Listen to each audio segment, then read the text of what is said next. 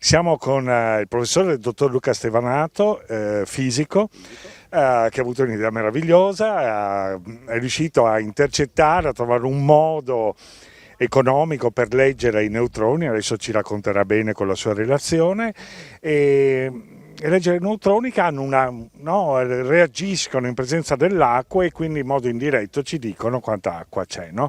Questo è un campo che è attualmente monitorato dal tuo sistema, dopo speriamo col drone di riuscire ad andarlo a inquadrare.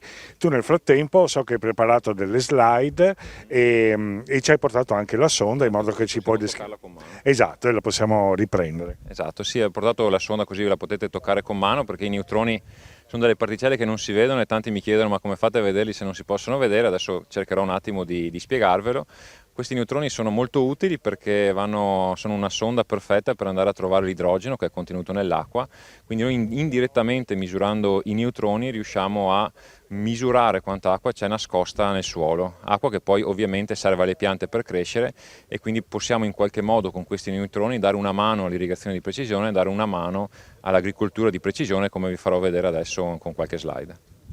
Sì, innanzitutto il dato che fornisce è la quantità d'acqua presente nel suolo, e questo è un dato importante perché è l'inizio per tutto un percorso di precisione. Quindi credo che adesso ci possiamo avvicinare e la tua postazione è pronta. Ecco, forse il microfono lo facciamo parlare con quello. Apriamo la presentazione. Ecco un attimo di... Bello della diretta. Esatto. Ecco, allora ti lascio Sì, campo parlare. libero. Grazie.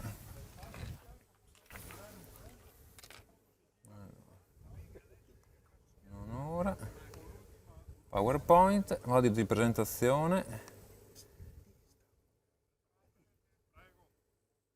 Abilita. Ti ritrovi?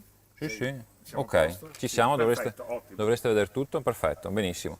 Eccomi qua, allora sono a presentarvi questa sonda neutroni, questa nuova tecnologia che stiamo tentando di portare in agricoltura di precisione. Quindi con questi neutroni riusciamo a rivelare l'umidità del suolo, lo facciamo su vasta scala, che è un po' la novità rispetto ai sensori tradizionali, e lo facciamo anche in profondità, quindi con un solo sensore installato a 2 metri fuori dal suolo riusciamo a vedere l'umidità su circa 4-5 ettari e fino a 50 cm di profondità. Le applicazioni oggi ovviamente vedremo quelli dell'umidità del suolo, ma sono molto vasti e differenti, perché grazie a questi neutroni possiamo misurare sia l'umidità del suolo in agricoltura, la biomassa, che anche qua stiamo misurando anche qua la biomassa, possiamo misurare la neve, possiamo trovare le perdite idriche negli acquedotti, possiamo migliorare i modelli climatologici, quindi grazie a questi neutroni speriamo di fare tante cose, di migliorare molte cose relazionate sia all'agricoltura che alle previsioni meteorologiche. Come vengono prodotti questi neutroni che poi noi andiamo ad usare per misurare l'umidità del suolo? Sono generati dai raggi cosmici che raggiungono la Terra dalle parti più remote del cosmo, alcuni addirittura non si sanno neanche da dove arrivino, e questi raggi cosmici, una volta che entrano dentro l'atmosfera terrestre, provocano una cascata invisibile, non visibile all'occhio umano, ma che potete vedere in questa slide. Vedete quella cascata di centinaia e centinaia di particelle, tra le quali ci sono i neutroni. I neutroni sono delle particelle neutre che colpiscono il suolo e interagiscono solo con l'idrogeno contenuto nel suolo, che quindi è la caratteristica fondamentale che permette ai neutroni di essere utilizzati. Il suolo ci risponde, trasformando un neutrone, inviandocelo indietro, e noi catturiamo questo neutrone e lo traduciamo poi in numeri e parole, numeri che poi andremo a vedere più tardi e che quindi andiamo a tradurre in un messaggio comprensibile e leggibile da un punto di vista dell'agricoltura. Perché usiamo i raggi cosmici? Qual è il vantaggio rispetto alle tecnologie esistenti?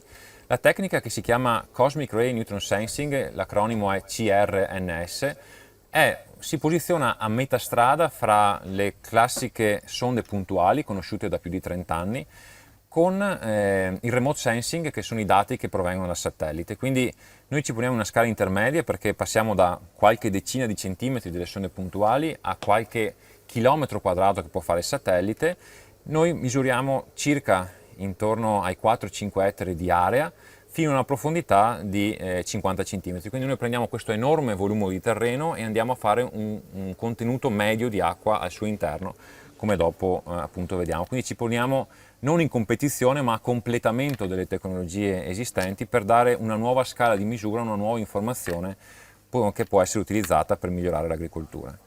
E la stessa FAO, adesso qua ci sarebbe un video da mostrare, ma magari lascio sotto il link che potete guardarlo in autonomia. La stessa FAO ha selezionato recentemente questa tecnologia, ha fatto dei video promozionali per dire come i raggi cosmici potranno aiutare l'agricoltura nei prossimi 10-20 anni, e l'hanno individuata come una delle più promettenti soluzioni per portare l'agricoltura di precisione nei paesi in via di sviluppo quali Africa, Asia e Sud America, dove ci sono grandi distese di terreno che necessitano di usare in maniera consapevole la risorsa idrica. E qual è stata l'innovazione poi di FINAP che vediamo dentro questa scatola?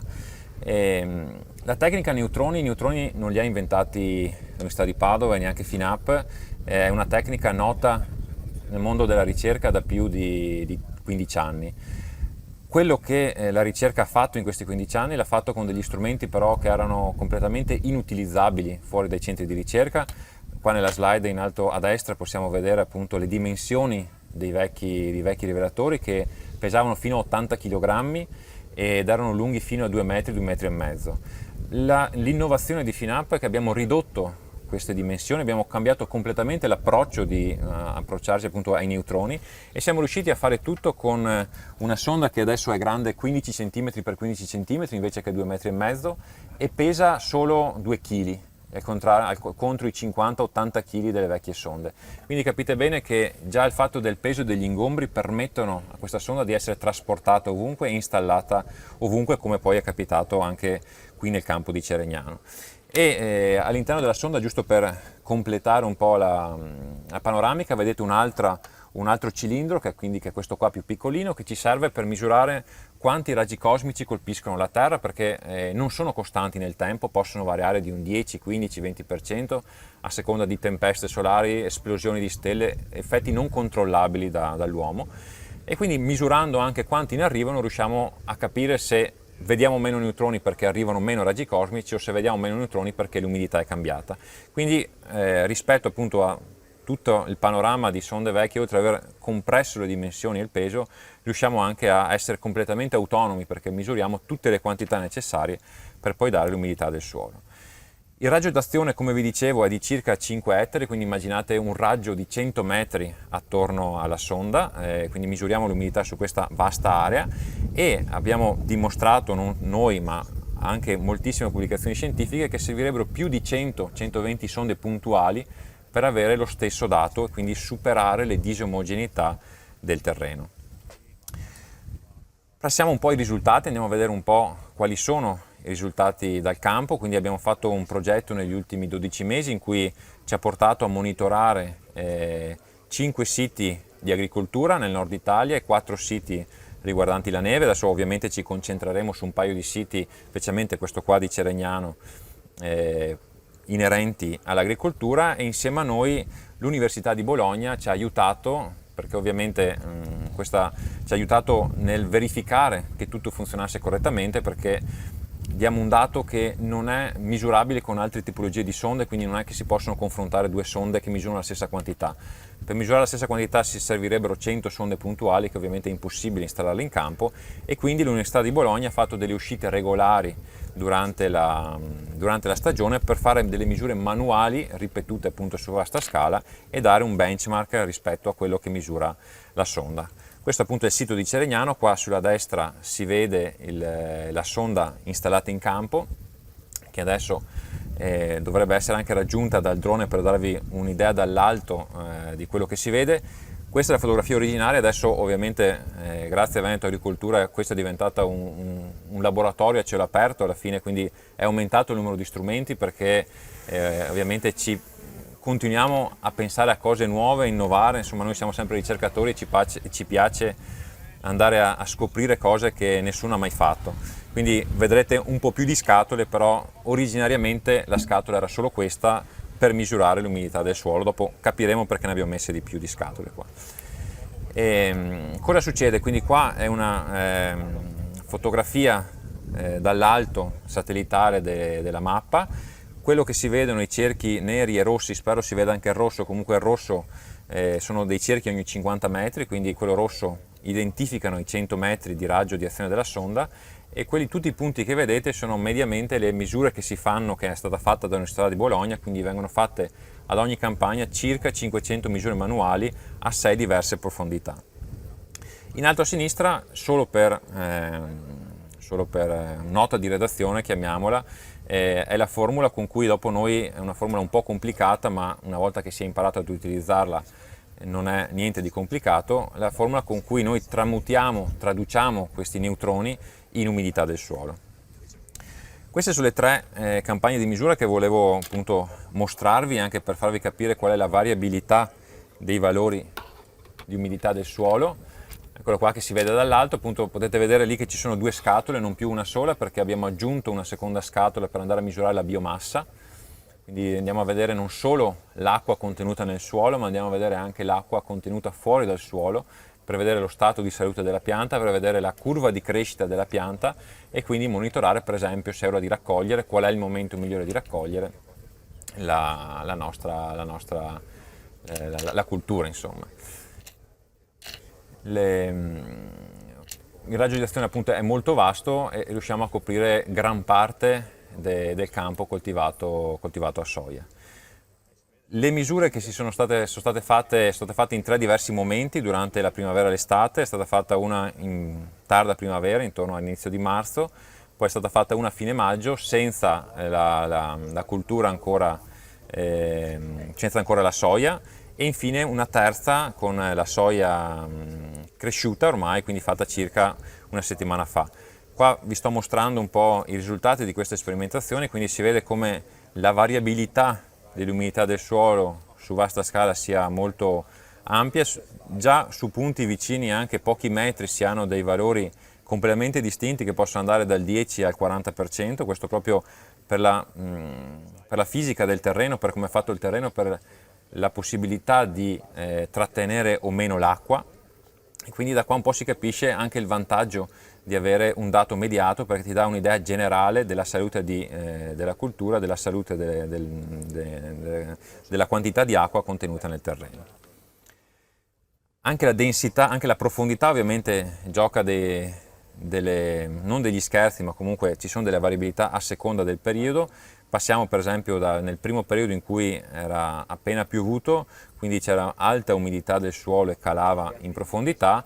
Al contrario, nelle misure estive, quindi quelle più a destra, si vede come i primi centimetri di suolo siano molto secchi perché l'evapotraspirazione e il sole fa il suo dovere, mentre in profondità l'umidità era più alta, quindi la riserva idrica per la pianta era ancora sufficiente e non necessitava di irrigazione. Da qua anche l'importanza di riuscire a misurare non solo i primi centimetri come fa il dato satellitare, ma di andare in profondità fino a mezzo metro, che è una quantità di terreno tale per cui la pianta l'agricoltore ha informazioni sufficienti per decidere se è necessario irrigare o meno.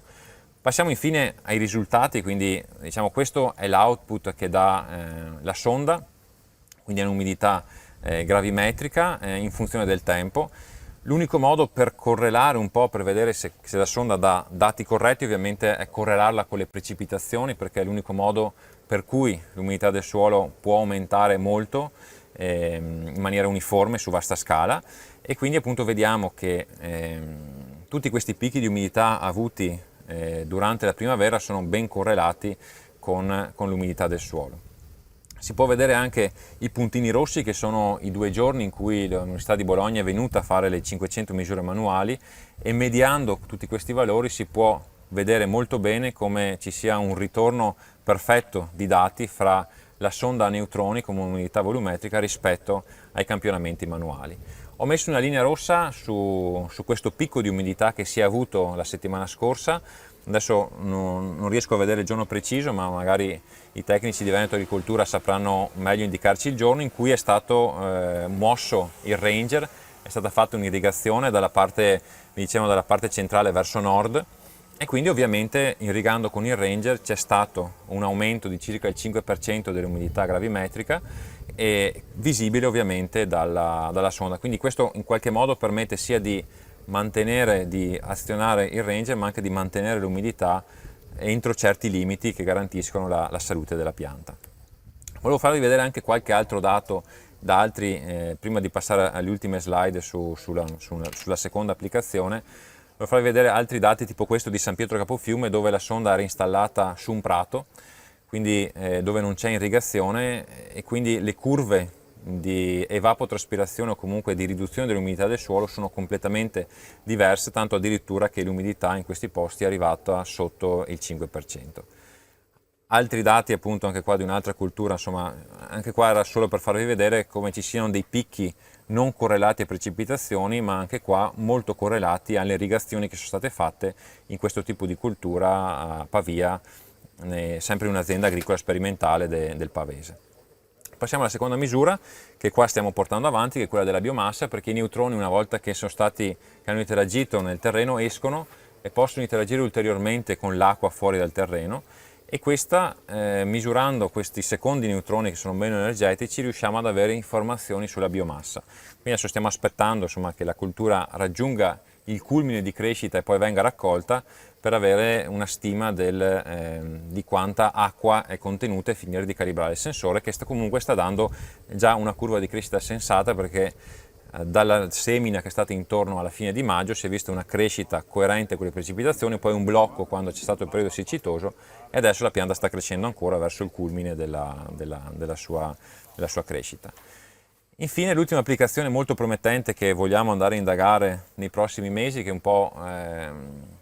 va un po' a cambiare anche la scala di misura, è quella di non lasciare più la sonda, come avete visto, montata su un palo, ma di installarla o su un Ranger o su un trattore, e quindi di muoverla, fare delle mappature, noi le chiamiamo 4D perché non sono più, cioè ci aggiungiamo una dimensione che è quella dello spazio, e quindi andare a fare delle mappe di calore dell'umidità del suolo, quindi un dato mediato, avere un dato metro per metro dell'umidità fino a 50 cm di profondità.